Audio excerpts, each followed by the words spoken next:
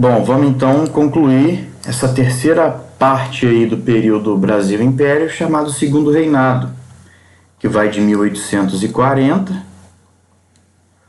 quando os liberais então decidem alçar Dom Pedro II ao poder ainda com 14 anos, isso por conta de os conservadores estarem no poder, com a regência una de Araújo Lima.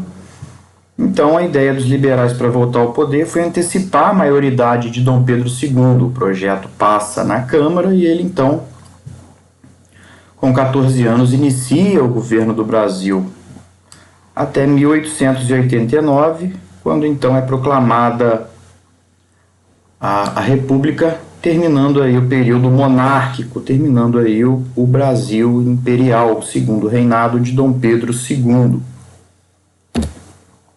Então aí o nome completo de Dom Pedro II, que foi declarado maior de idade com o golpe da maioridade pelos liberais, vamos dizer, lembrando que estávamos na regência una do conservador Araújo Lima. A gente já viu a árvore genealógica no início do período imperial, e agora a gente vai entender como estava a disputa política no segundo reinado. Então a gente tem a continuação do Partido Liberal, do Partido Conservador. Só que agora a gente tem novos apelidos para esses partidos aí. Os liberais passam a ser chamados de Luzias, defendendo maior autonomia para as províncias, maior descentralização política, menor poderes ao imperador. E o Partido Conservador, defendendo um poder central forte. Os conservadores passam a se chamar Saquaremas. Então, em 1840, com o golpe da maioridade, a gente tem o Ministério Liberal alçado ao poder por Dom Pedro II. E nas eleições para o Legislativo, para a Câmara dos Deputados e para o Senado, os liberais, querendo maioria no Legislativo, acabam fraudando as eleições.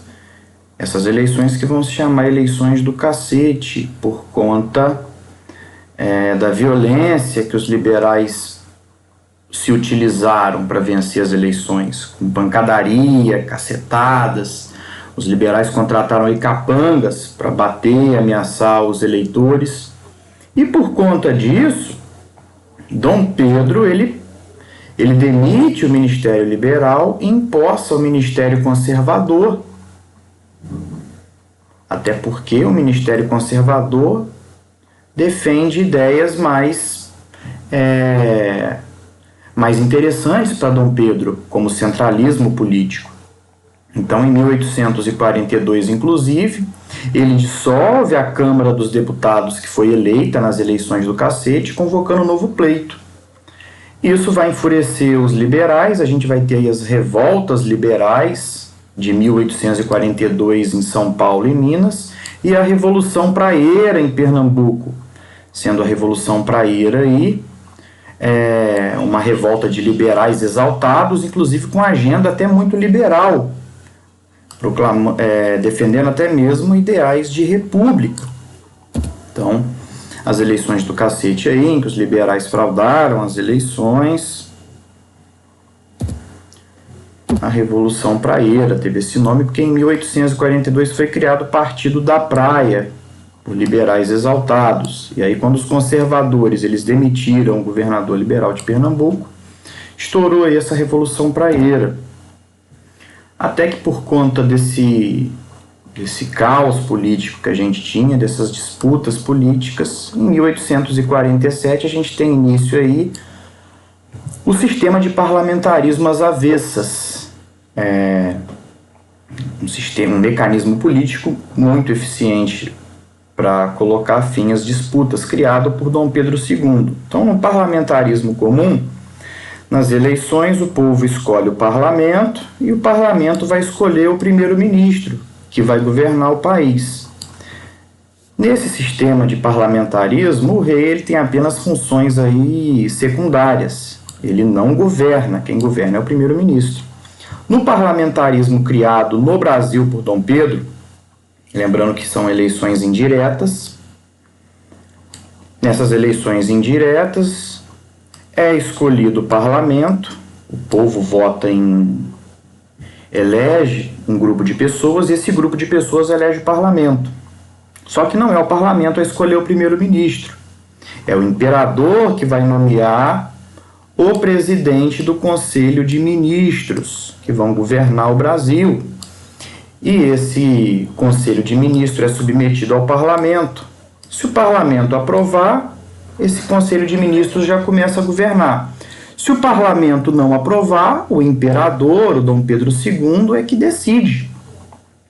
Então a gente vê aí no parlamentarismo brasileiro, o imperador, o rei, ele tem amplos poderes. É aquele poder chamado de poder moderador, que ainda existe.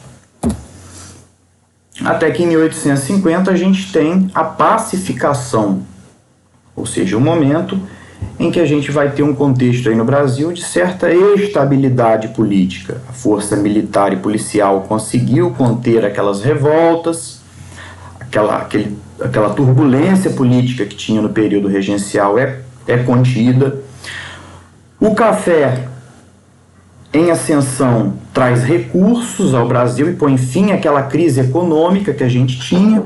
Então, o açúcar em crise, o algodão em crise por causa da concorrência com os Estados Unidos, a mineração em crise, até que vem o café e põe fim a essa crise. E o parlamentarismo às avessas, em que Dom Pedro II ora nomeia um ministério liberal, ora nomeia um ministério conservador, e com isso ele consegue agradar ambos os grupos aí, mantendo os dois em harmonia.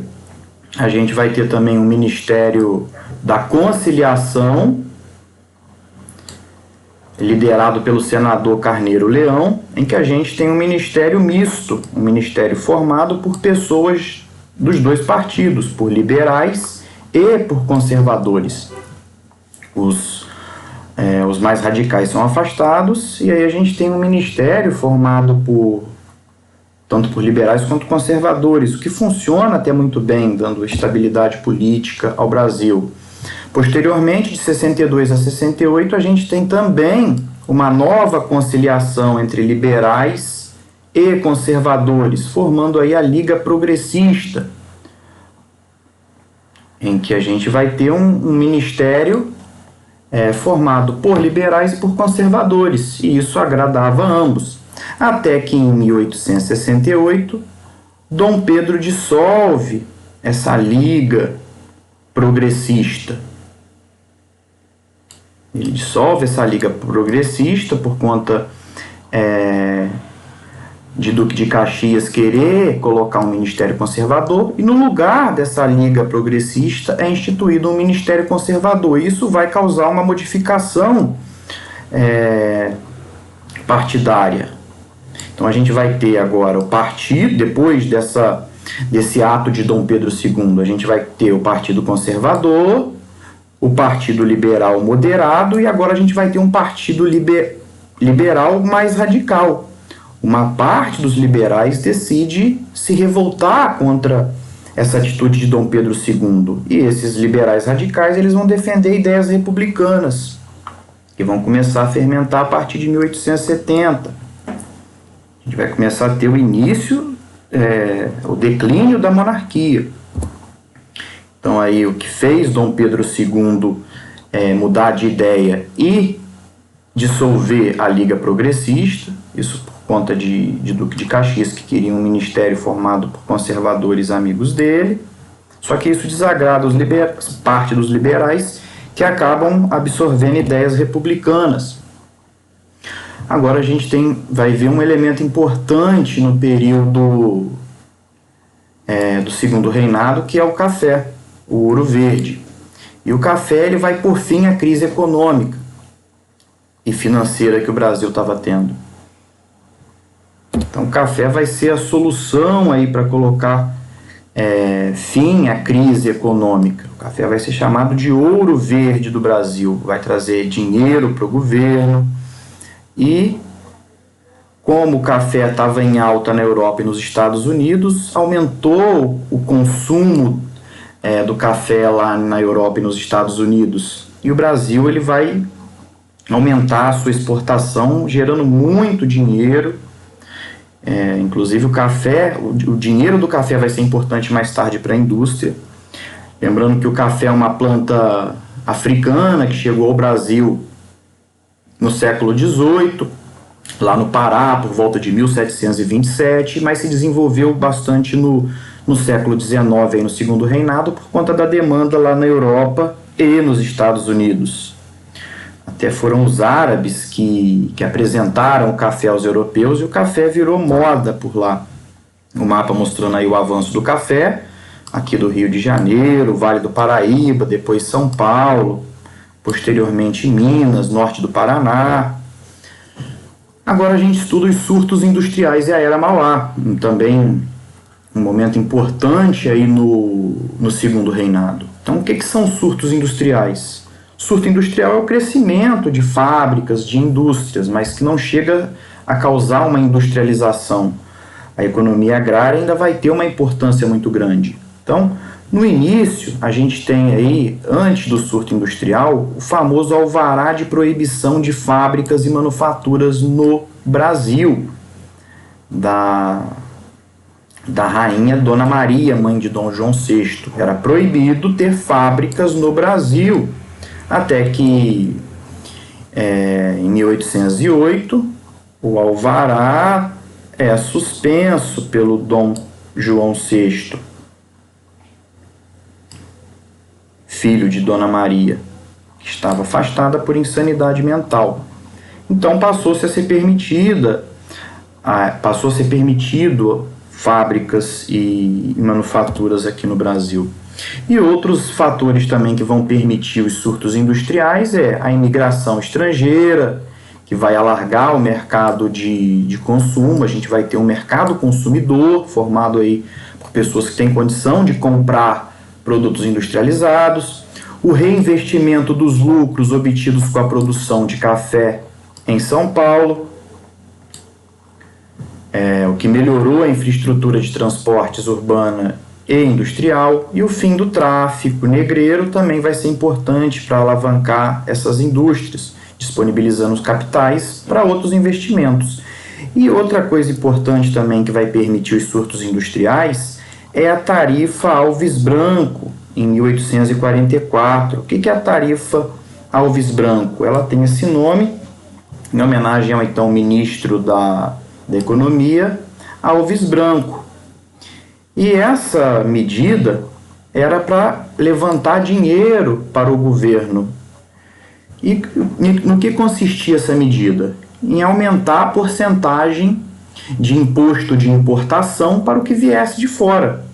Então, o imposto para as mercadorias vindas, principalmente lá da Inglaterra, aumentou muito.